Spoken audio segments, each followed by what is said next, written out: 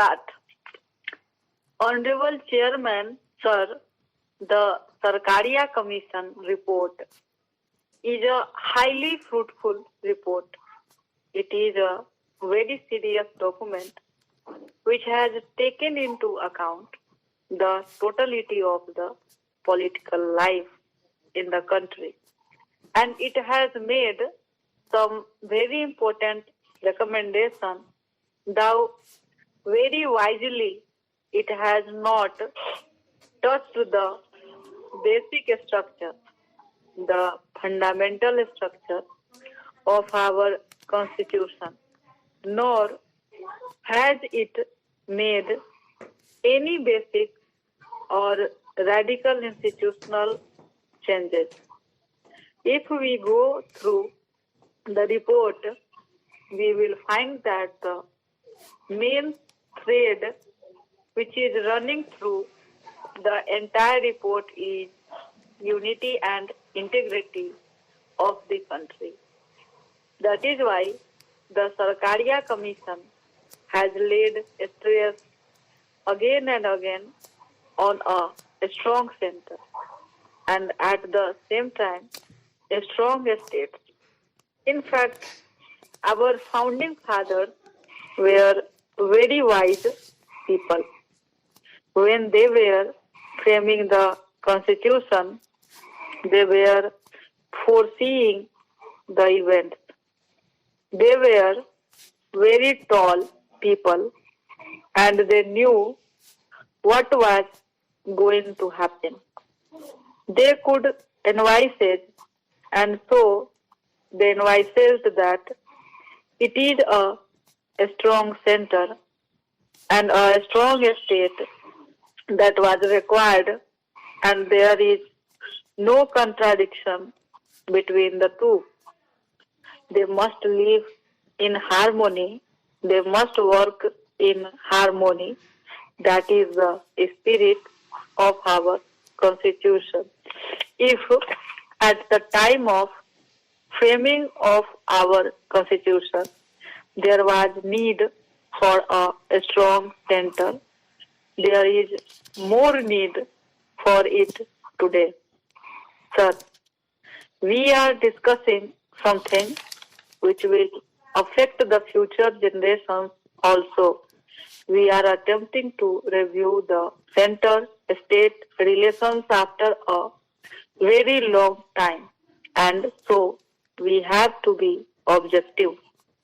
We have to depart from the party angle.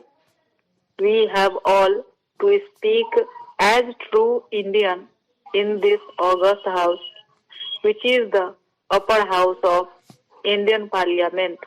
I would say that we must have people of very high caliber. So, if an ex-minister, if a person of a very long experience, if a minister or if a very senior member of parliament is available, we should take advantage of his maturity. There should be no ban on appointing such a person as the governor. Many things have been said about president's rule. It has also been said that there has been abuse of this provision of imposing president's rule. As many as 9 governments were dismissed by the Janta government in 1977, and this was repeated in 1980. But the whole point is the president's rule has to be imposed if there is no stable government possible for cooling off time, and that has to be decided by the president on the report of the governor. But I do not agree with the Sarkaria Commission that the reasons given by the governor should be put down in the proclamation imposing president's rule in a particular state. This will be wrong. If you do that, it will become justifiable. The courts will come into the picture and they will pass a stay order.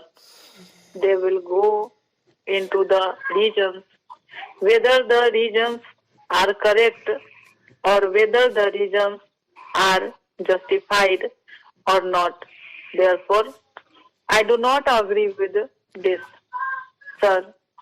I do not agree with the observations that it is desirable that a politician from the ruling party at the union is not appointed as governor of a state which is being run by some other party or a combination of other parties. In my opinion, that is not practicable. As I said that, I do expect that when a person becomes a governor, then he forgets to which political party he belongs. And when he sits on the high pedestal, he must take objective view of the situation. In any case, the Commission suggests a constitutional amendment. I would say do not bind the choice of the center by writing it into the Constitution. All these good points must be taken into consideration, and we should have a convention that we will not appoint any person of a low caliber or a person who is not expected to deliver goods. About the All India services, I am surprised at the demand being made.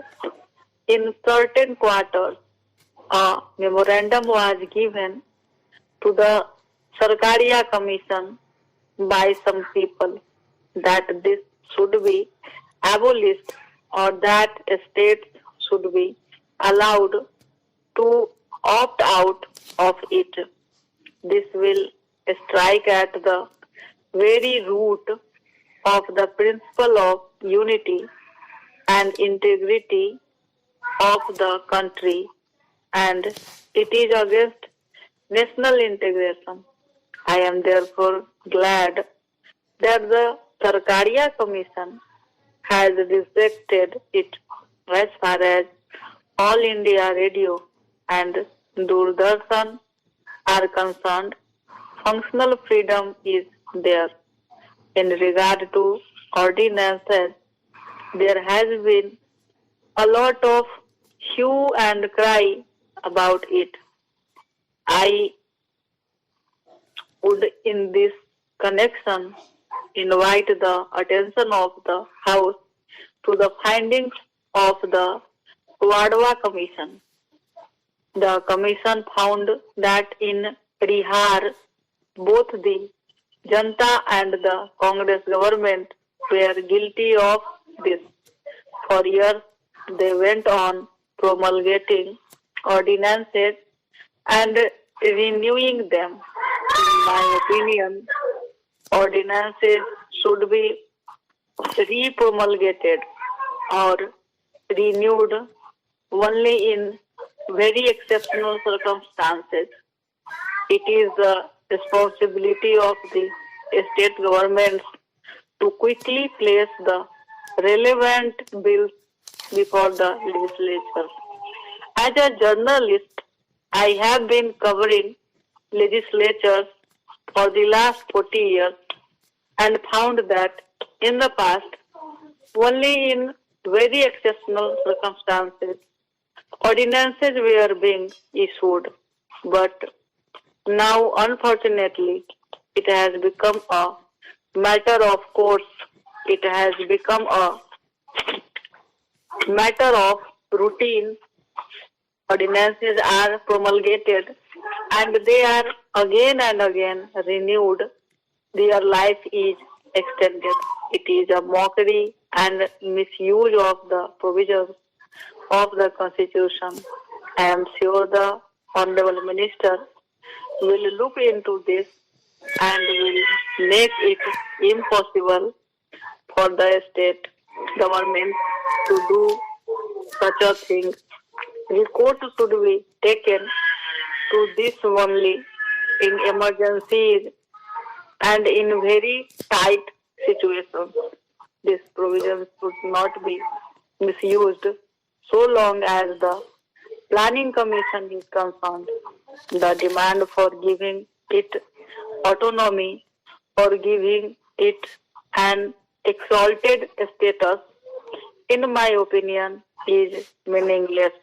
The Planning Commission has functioned very well until some time ago, right from the days of Pandit Jawaharlal Nehru. Sir, at the end, I thank you. Stop.